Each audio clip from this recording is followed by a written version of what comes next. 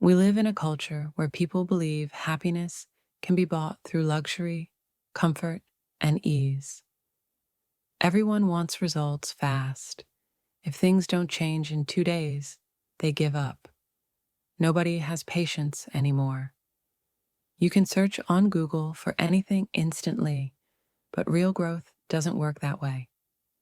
Whether it's losing weight, quitting an addiction, or becoming a better person, it takes time, pain, patience, and consistency. There are no shortcuts, no hacks, just hard work and discipline. The biggest obstacle people face is the woe is me mentality. They compare themselves to others and let it destroy their mindset.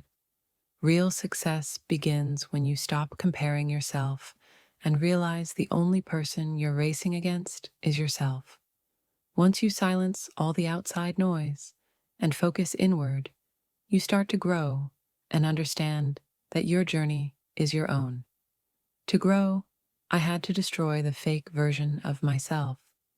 I couldn't build a strong foundation on lies and comfort. I had to break myself down to the real me, to the raw, honest, and flawed version that was buried under fear. That's when I started to rebuild from the ground up. Suffering played the biggest role in that process.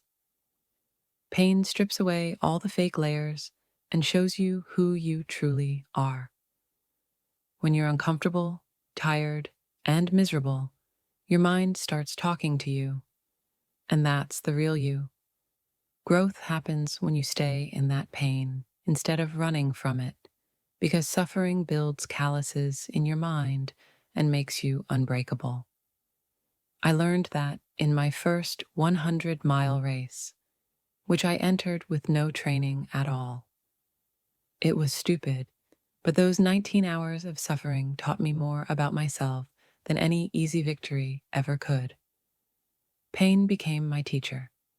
So when I wake up early and it's cold, dark, and raining, and everything inside me says, stay in bed, I smile because I know most people will give in to comfort, and that's where I get stronger. It's easy to be great today because most people are weak. Years ago, I was 297 pounds, killing cockroaches for a living, drinking milkshakes, and thinking that was my life. One day, I looked around and said, this isn't it. I quit my job, went home, and started working out like a man possessed. I became obsessed with transforming myself. I had to invent a new person, someone who could take any amount of pain, judgment, and fear, and still stand tall. I built a calloused mind. If it was raining at 3 a.m., I ran. If it was freezing, I trained harder. Anything that scared me became my training ground. I lost 106 pounds in less than 3 months, went through 3 Navy SEAL Hell Weeks in 1 year, and proved to myself that the mind is what you make it.